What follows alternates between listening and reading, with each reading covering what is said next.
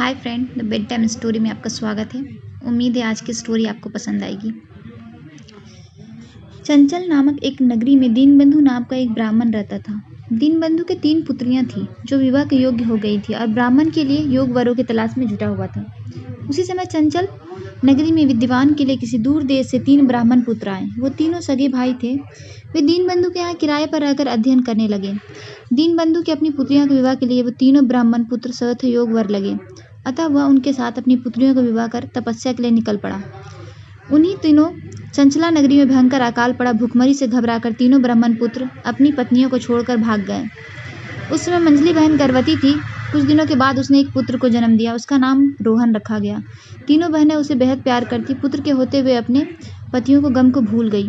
तभी एक चमत्कार हुआ। तीनों को एक रात एक जैसा सपना दिखाई दिया। उन्होंने देखा कि हर रोज रोहन के सिरहाने 1 लाख स्वर्ण मुद्राएं मिलती और आगे चलकर वह एक दिन राजा बना। तीनों बहनें हड़बड़ाकर उठी और एक दूसरे को अपने सपने के बारे में बताया। उन्हें सपने पर विश्वास न हुआ, लेकिन दूसरे दिन सचमुच ही स्वर्ण मुद्राएं रोहन के सिरहाने थाल में चमचमा रही थी। तीनों बहनें बहुत खुश हो गई। उनके घर से गरीबी जाती रही। समय खुशहाली से गुजरने लगा। रोहन बड़ा हो गया और एक दिन सचमुच वह चंचला नगरी का राजा बन गया।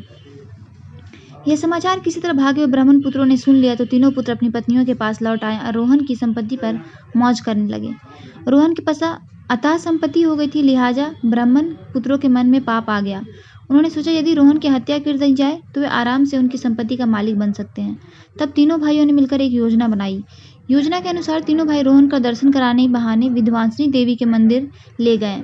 मंदिर में रोहन का वध करने पहले से विधिक नियुक्त कर दिए गए थे। रोहन जैसे ही मंदिर पहुंचा, विधिकों ने उसे चारों तरफ से घेर लिया। उसने विधिकों से घेरने का कारण पूछा तो उन्होंने कहा, हमें तुम्हारा वध करने के लिए स्वर्ण मुद्राएं दी गई हैं। रोहन ने कहा, मैं तुम्हें उनसे कहीं ज्यादा कीमती आभूषण और स्वर्ण मुद्राएं दूंगा। तुम मुझे छोड़ दो, मैं इस बात का कहीं जिक्र भी नहीं करूंगा। वधिकाओं ने रोहन की बात मान ली और आभूषण स्वर्ण मुद्राएं ले उस मंदिर के पिछले रास्ते से निकल गया, जबकि तीनों ब्राह्मण पुत्रों से कह दिया कि रोहन को मार दिया गया है। उधर रोहन घूमता फिरता एक जंगल में पहुंचा। वहां उसे 2 राक्षस मिले जो आपस में लड़ रहे थे। रोहन ने उनसे लड़ने का कारण पूछा। उन्होंने कहा, हमारे पास 2 चीजें हैं, एक बर्तन और एक जोड़ी खड़ाऊ। इस युद्ध में जो जीतेगा वो इन दोनों चीजों का स्वामी होगा। मगर क्यों, इन मामूली चीजों के लिए लड़ना उचित है क्या? इसका फैसला तो आराम से हो सकता है। रोहन ने कहा, ये मामूली चीजें नहीं है, ये दोनों बड़ी करामती हैं। बर्तन से जो खाना मांगोगे वह आ जाएगा, जबकि खड़ाऊ पहनकर आकाश में उड़ा जा सकता है। यह सुनते ही रोहन के दिमाग में एक युक्ति आई। वह राक्षसों से बोला, फिर मैं इनके लिए खून खराबा ठीक नहीं। तुम दोनों सामने वाले मंदिर को छूने जाओ। जो भी उसे छूकर पहले लौट आएगा, ये दोनों चीजें उसी के हो जाएगी। दोनों राक्षस रोहन की बात से सहमत हो गए और मंदिर की ओर दौड़ पड़े। उधर दोनों राक्षसों का दौड़ना था, इधर रोहन खड़ाऊ पहना बर्तन ले आकाश में उड़ गया। दोनों राक्षस देखते रह गए। कुछ देर के बाद रोहन एक घने जंगल में उतरा। वहां एक कुटिया थी जिसमें एक बुढ़िया रहती थी। रोहन उसी के पास रहने लगा। वह बुढ़िया की खूब सेवा करता, रोज बर्तन की सहायता से तरह तरह के स्वादिष्ट भोजन प्राप्त करके उसे खिलाता। बुढ़िया भी रोहन से बहुत प्यार करती थी। एक दिन उसने रोहन से कहा, बेटा, यहाँ की राजकुमारी पाटली बहुत सुंदर है। वह सचमुच तेरी पत्नी बनने योग्य है, पर वह महल में कभी नहीं निकलती। उसके पिता बड़े क्रूर हैं और उसे सख्त पहरे में रखता है।